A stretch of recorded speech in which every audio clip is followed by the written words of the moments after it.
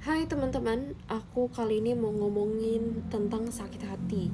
Bukan karena aku udah jadi orang yang tidak pernah sakit hati, tapi justru karena aku sering banget sakit hati. Makanya aku mau belajar cara memanage ini semua. Muncul pertanyaan kenapa sih orang bisa sakit hati? Ternyata orang sakit hati itu karena ada keinginan atau permintaan hati dia yang tidak tercapai, yang tidak sesuai kenyataan.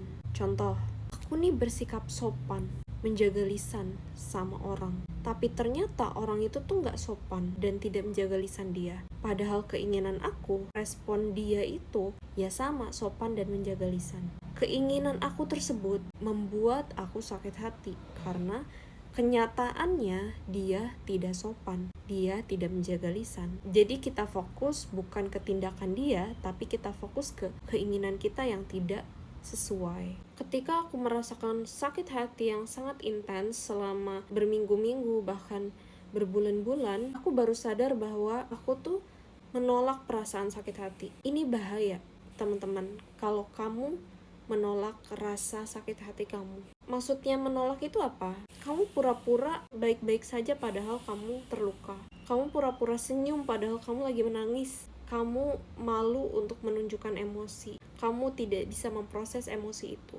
Kamu ingin terlihat kuat, ingin terlihat dewasa. Padahal di dalam hati tuh kamu sakit. Ini bahaya. Karena nanti dia bakal meledak. Dan aku lagi ada di situasi ini. Ketika dulu aku memaafkan orang itu.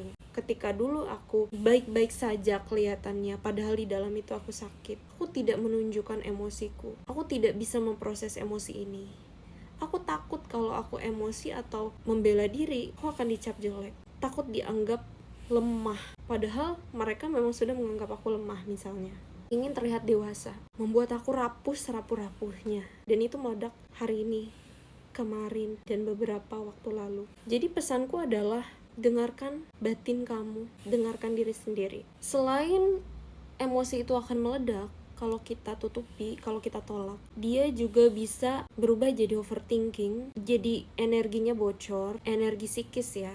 Energi ini penting untuk kehidupan kita supaya kita tuh seimbang dalam kehidupan, mampu untuk berpikir jernih, tenang, dan merasa hidup. Jadi energi ini sebetulnya harus tersalurkan dengan baik dan seimbang supaya kita tidak beban dalam hidup. Selain energinya bocor, overthinking, kita jadi makin sensitif karena ibaratnya lukanya tuh belum sembuh. Kita belum menyembuhkan lukanya tapi sudah tergores lagi. Jadi hal kecil itu bisa menyakitkan. So, gimana caranya biar kita merasakan dan tidak menolak sakit hati itu? Pertama, bilang sama diri kamu sendiri, kamu mengizinkan dirimu sakit hati. Bukan tenggelam ya dalam sakit hatinya, bukan ikut larut dalam sakit hatinya, tapi kamu menerima. Kamu menganalisa sakit hati ini. Kamu jadi nonton sakit hatinya, bukan kamu tenggelam dalam sakit hati itu. Jadi, katakan dalam hati bahwa enggak apa-apa aku sakit hati. Aku memang sakit hati dan aku mengizinkan sakit hati. Dan ketika kamu merasa sakit hati tersebut, ambil waktu untuk sama diri kamu sendiri. Duduk bersama rasa sakitnya dan analisa, oh, kamu tuh maunya apa sih? Keinginan dari sakit hati itu apa? Kamu tanya, kamu pahami dirimu sendiri. Itu namanya memproses emosi. Jadi dia bukan ditahan, bukan ditutupi, bukan pula kita meledak keluar, tetapi dipahami, divalidasi. Sakit hati itu gak akan pergi. Aku bisa jamin dia gak akan pergi. Yang bisa dia lakukan adalah sakit hati itu akan berubah.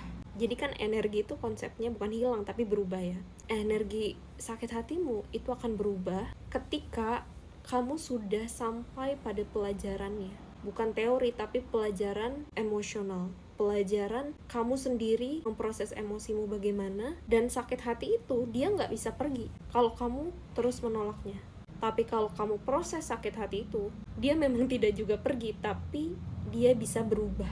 Ketika kamu tuh sudah bisa mengambil pelajarannya, belajar mengenal reaksi kita sendiri, belajar mendengarkan tubuh, belajar mana yang bisa diperbaiki, mana yang harus dilepaskan. Jadi energi itu nggak bisa ditolak. Dia akan terus ngejar kamu sampai dia benar-benar diakui oleh dirimu sendiri.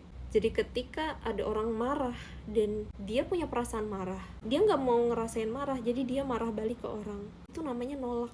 Jangan. karena dia nggak akan hilang. Dia nanti bertumpuk di hati. Lagi marah-marah aja, lagi emosi aja. Tapi pelajarannya adalah kamu lagi belajar mengenal dirimu sendiri.